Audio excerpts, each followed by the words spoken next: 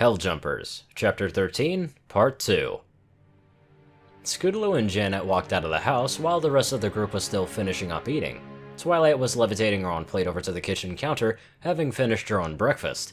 So, Miss Sparkle, do you have anything planned for the day? McGregor's dad asked. Well, I want to run a few tests on the background magic of this world.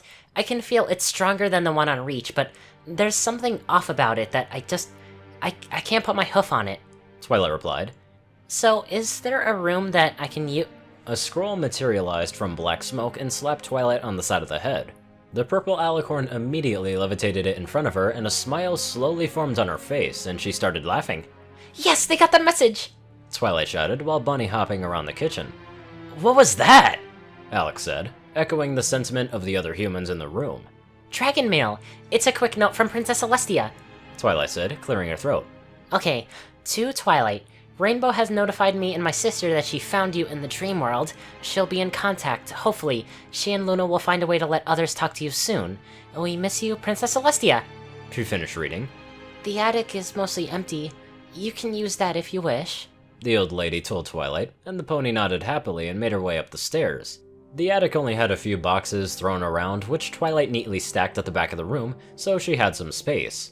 Sitting in the middle of the room, she closed her eyes and started to concentrate on the magical flow around her, drifting into a trance.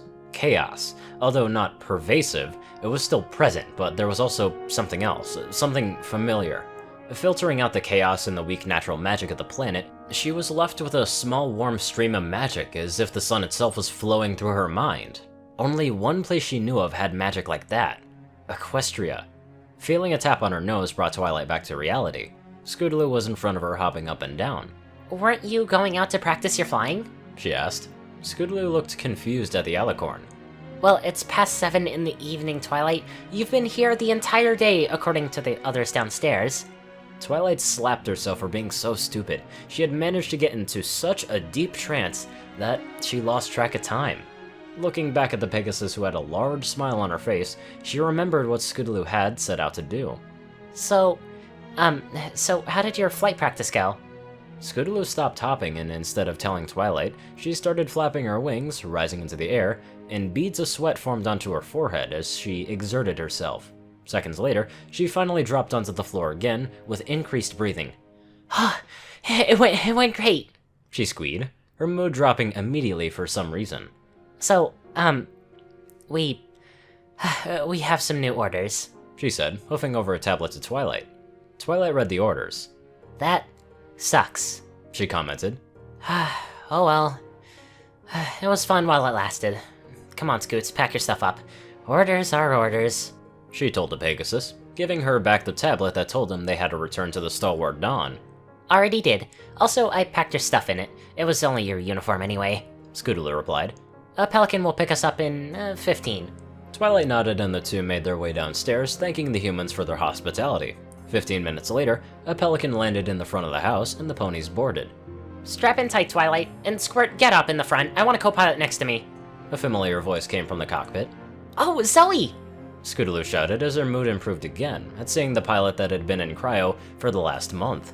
She strapped into her seat up front and immediately started checking the systems. So, I heard that you flew a bird out of New Alexandria. Oh, and, sorry, by the way, for not visiting sooner. I kinda had my hands full at Reach, Zoe said as she pushed the power onto the engines up, propelling the pelican into the sky.